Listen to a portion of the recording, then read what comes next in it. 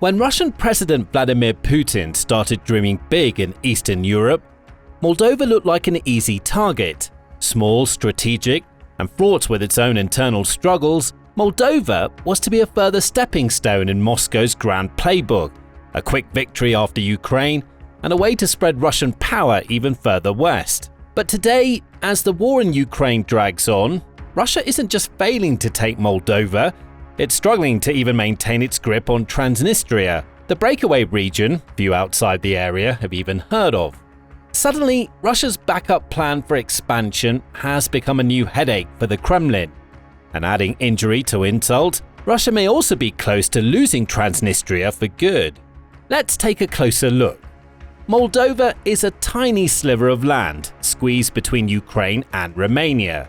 For decades, it's been one of Europe's poorest nations, struggling to find its place after the collapse of the Soviet Union, balancing between Moscow and Brussels and East and West. In the 1990s, Moldova watched as other newly independent states rebuilt, while they found themselves trapped by a frozen conflict. The eastern strip of land along the Dniester River, Transnistria, declared independence in 1990, and by 1992, Russian peacekeepers had arrived, cementing Moscow's leverage in the region. Ever since then, Transnistria has lived in a state of limbo. It has its own government, army, currency, and even its own flag. But internationally, it's recognized as part of Moldova. For Russia, Transnistria served as a pawn, a way to poke at Moldova, threaten the government, and preserve influence in a corner of Europe few were watching. Fast forward to 2022, as Russia's invasion of Ukraine began, Moldova braced itself. News spread of Russian troops moving through Ukraine south, and whispers began hinting that Moscow could try to push across the Dniester, grab Moldova, and finally liberate Transnistria. Pro-Russian voices cheered the idea. Western leaders warn of another front opening. But as the months tick by, the script flips. Back in Moscow, Putin's rhetoric grows sharper. In speeches, Moldova is painted as a lost brother, torn away by Western intrigue. Russian media roll out stories about oppressed Russian speakers, fascists in Chișinău, and the need to defend Transnistria from NATO expansion. The Soviet legacy still looms large for some. For Russian hardliners, losing Moldova would mean giving up a vital buffer, losing face, and seeing Western influence inch closer to Russia's border. Which is why the invasion of Ukraine looked like a precursor to a similar invasion of Moldova. In fact, satellite images showed Russian troops massing near the Ukrainian-Moldovan border. Meanwhile, Transnistria's leadership ramped up calls for Moscow's support. Western experts suggested that Russian forces could use the territory for a push towards Odessa or as an anchor for operations in southern Ukraine.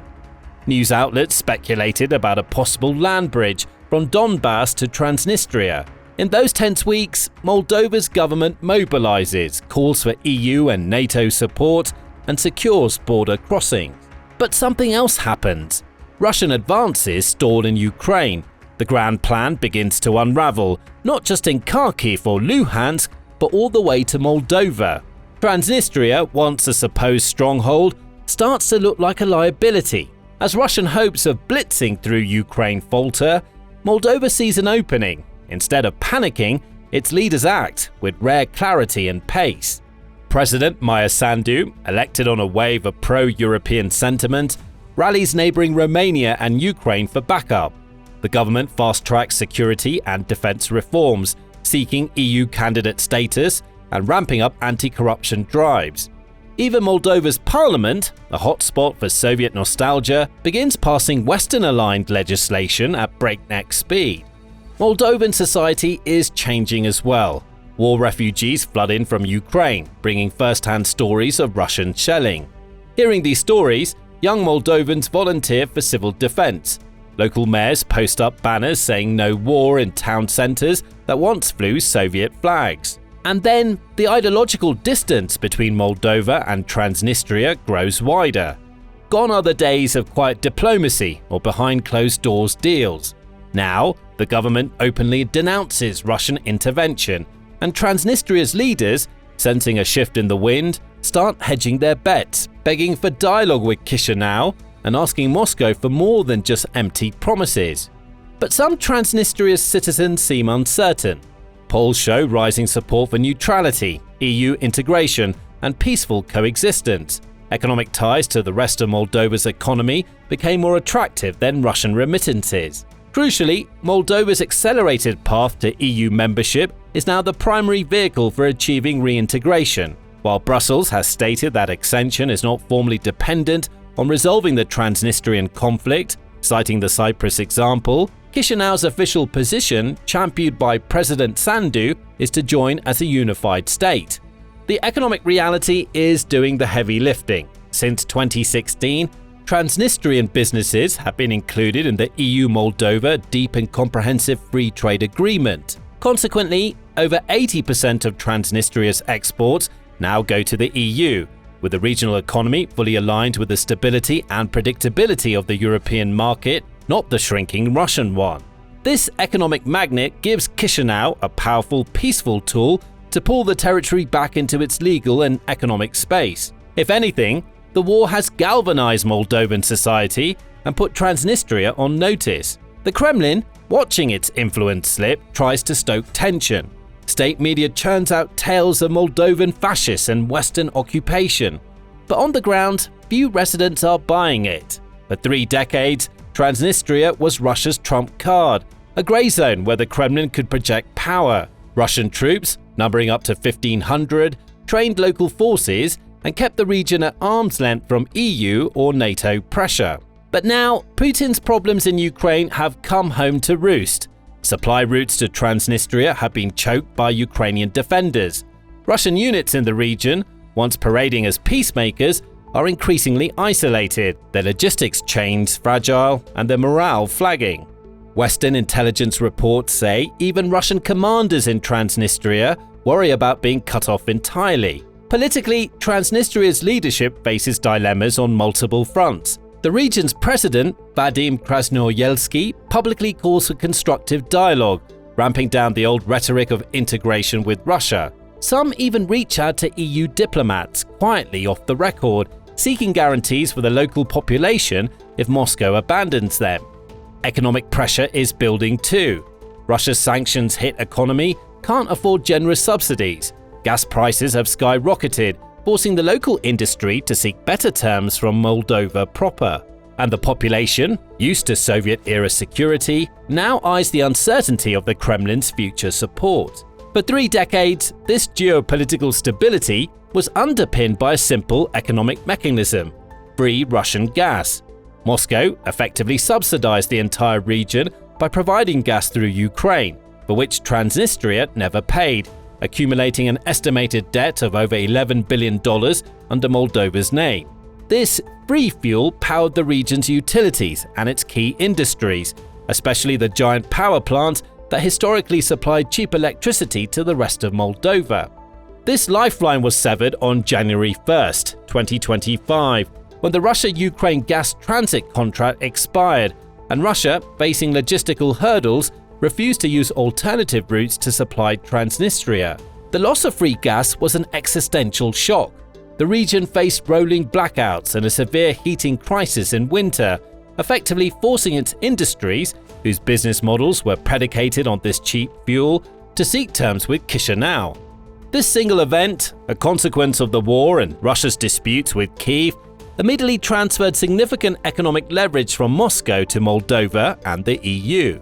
All this while, Russian media desperately spin stories of a triumphant return, hoping to mask the reality.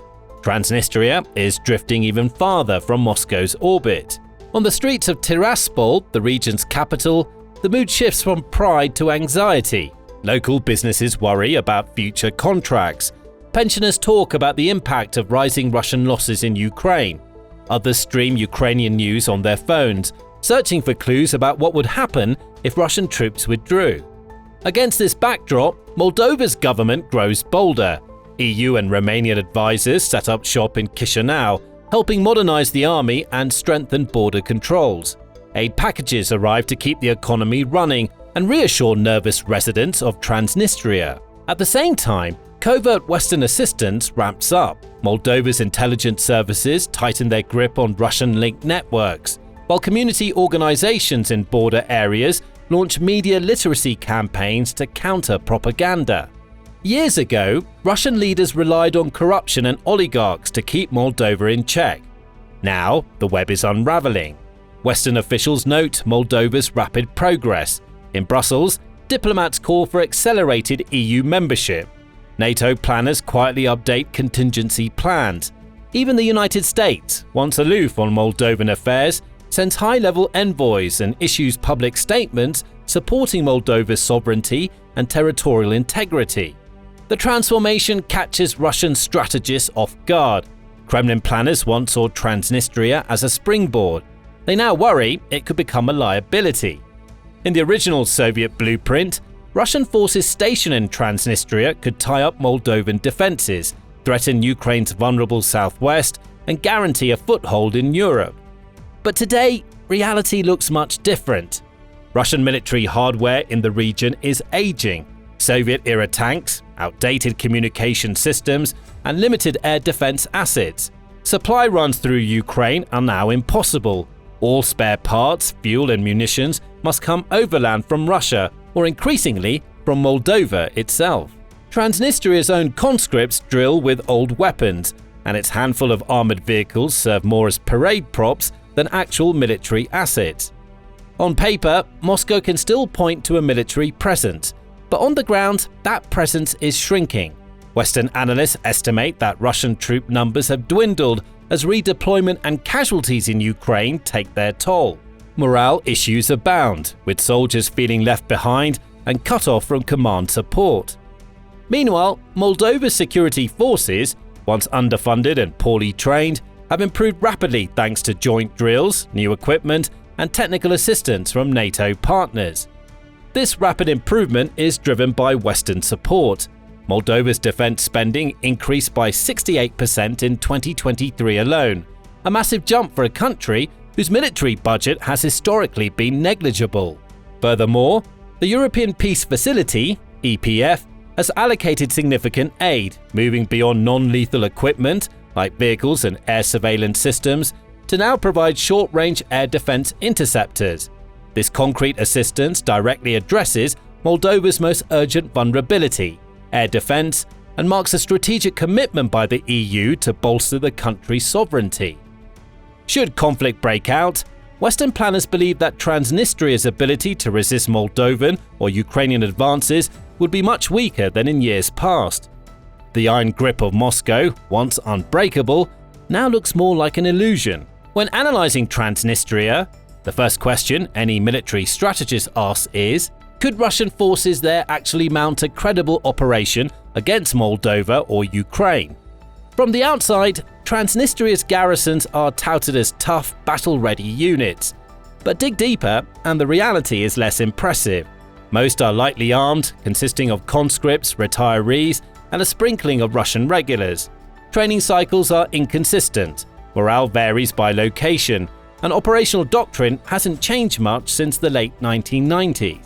Russian officers in the region report difficulties in communicating with headquarters. Secure channels, vital for modern warfare, are patchy at best, often reliant on outdated radios and civilian infrastructure. Meanwhile, Moldovan intelligence routinely intercepts signals, limiting operational secrecy and flexibility for Moscow. Logistics is another nightmare. Fuel shortages, ammunition rationing, and unreliable vehicle maintenance all hamstring any plans for large-scale maneuvers. Without secure resupply from Russia, local commanders are forced to improvise, sometimes even bartering with Moldovan counterparts for spare parts. So, what about tactics? Tiraspol's strategists have traditionally relied on static defense. Old Soviet bunkers line the Dniester, and anti-tank ditches run through fields east of the city. But recent drills suggest a defensive shift. Mobile units, quick redeployment, pop-up anti-air teams. Insiders say this echoes Ukraine's own innovation, where mobility and surprise outmatch brute force. Artillery units, too, are being reconfigured. Gone are plans for mass bombardment. Now, the emphasis is on smaller, targeted salvos and rapid repositioning. This change reflects lessons learned from the Ukrainian battlefield, where slow, predictable attacks easily fall prey to roving drones and mobile anti-tank teams. Ultimately, the capacity for offensive action from Transnistria is minimal. The region's forces could harass Moldovan or Ukrainian units in limited engagement, but sustained advances or deep strikes are unlikely. Intelligence leaks and local reports suggest that any major operation would face overwhelming counterattacks, with little hope of air or artillery supremacy. One battlefield trend stands out: the rapid rise of drones and tactical electronic warfare in the region. Russian and Transnistrian forces, though limited in resources, have steadily increased purchases of commercial drones for reconnaissance and targeting. In recent months, Moldovan border troops have intercepted drones probing for weak points, tracking convoys, and mapping defensive positions deep inside Moldova's territory. Counter-drone tactics have become a staple of Moldovan and Ukrainian cooperation.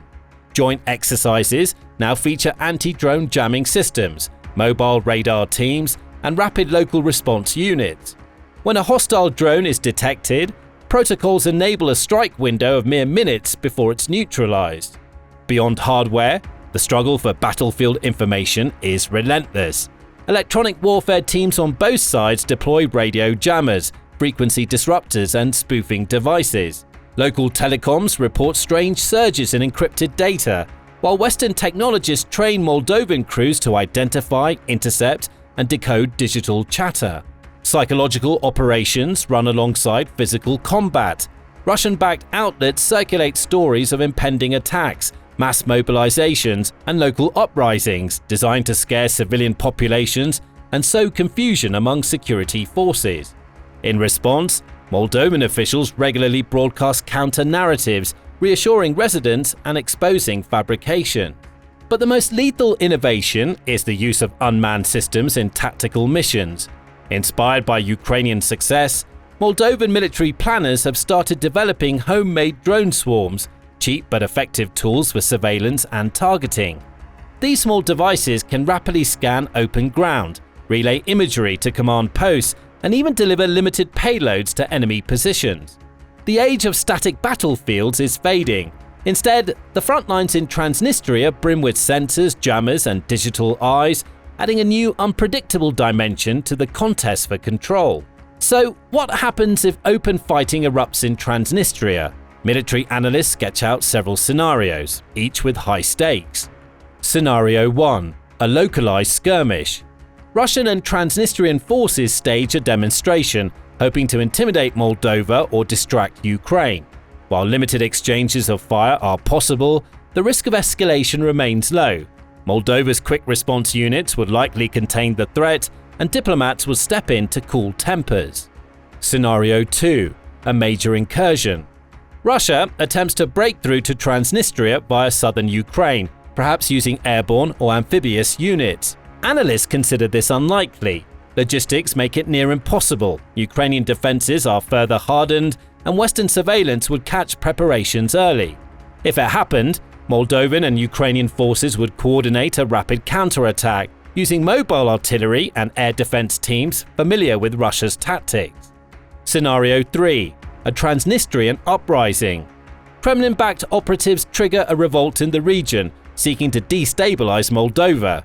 Here, Moldovan security would face a challenge.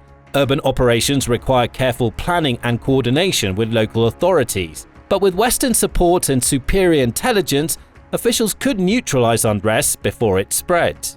Across all scenarios, air power remains limited. Transnistria lacks a modern air force, and Russian jets are unlikely to risk Ukrainian or NATO clashes. Instead, the contest would be decided on the ground: drones, artillery, mobile infantry teams, and tactical intelligence. Victory would belong to those who adapt fastest, whether Moldovan or Russian-backed forces. Facing mounting pressure, Russia's window for military action in Transnistria is closing. One option: reinforce current garrisons, double down on static defense, and hope for Western distraction elsewhere. Yet, history has shown that isolated forces without supply or air cover cannot hold indefinitely. The more aggressive pathway, a push through Ukraine to break the siege, has faded. With every passing month, Ukrainian, Moldovan, and Western intelligence tighten their grip, and real-time data sharing facilitates instant reaction to provocations. Kremlin planners must reckon with Moldova's growing capabilities. Thanks to Western aid, Moldova has rapidly enhanced its cyber defense, border security, and domestic intelligence. In partnership with Romania and Ukraine, it hosts joint drills, exchanges liaisons, and builds out command and control networks. This strategic focus has shifted away from brute force toward resilience and deterrence. For Russia, keeping Transnistria becomes costly, a drain on resources, a source of international criticism, and a stark symbol of Moscow's eroding post-Soviet reach. For Moldova, the path forward is military modernization. New units train with NATO standards, communications infrastructure is rebuilt, and anti-corruption drives bolster public support for defense. The future of military operations here looks digital, agile, and ready to counter hybrid threats, not just traditional invasion. If war does return, expect the region to become a laboratory for new tactics, drone swarms, electronic intelligence, and mobile defense. Whether Putin likes it or not, Moldova is preparing for the next fight, and Transnistria may soon face the consequences of decades spent as Moscow's pawn. Moldova isn't just surviving, it's adapting. Unlike the faltering Russian war machine in Ukraine, Moldova's military innovation and Western support mark a real strategic shift in Eastern Europe. Transnistria, once the Kremlin's unsinkable aircraft carrier, now stands on shaky ground. With dwindling supplies, shrinking manpower, and a rapidly modernizing opponent across the Dniester, its future as Moscow's stronghold depends on decisions in the months to come. Could Putin launch a new gamble for Moldova? Maybe, but every day that passes, that gamble looks riskier and the costs only grow. Is Moldova destined to reclaim Transnistria? Will the next generation of military tech decide the region's fate? The shift in the Black Sea and the economic vice gripping Transnistria mean that Russia's dreams of a new Russia extending to the Dniester are now dead. The Kremlin gambled on a quick victory and is now facing a slow, humiliating retreat. The inevitable failure is already priced in. Now, find out more about how Moscow's strategic failure is now pushing its forces into an even deadlier trap on the southern front by watching our video. And remember to subscribe to the Military Show for more updates covering the strategic implosion of Russia's collapsing empire.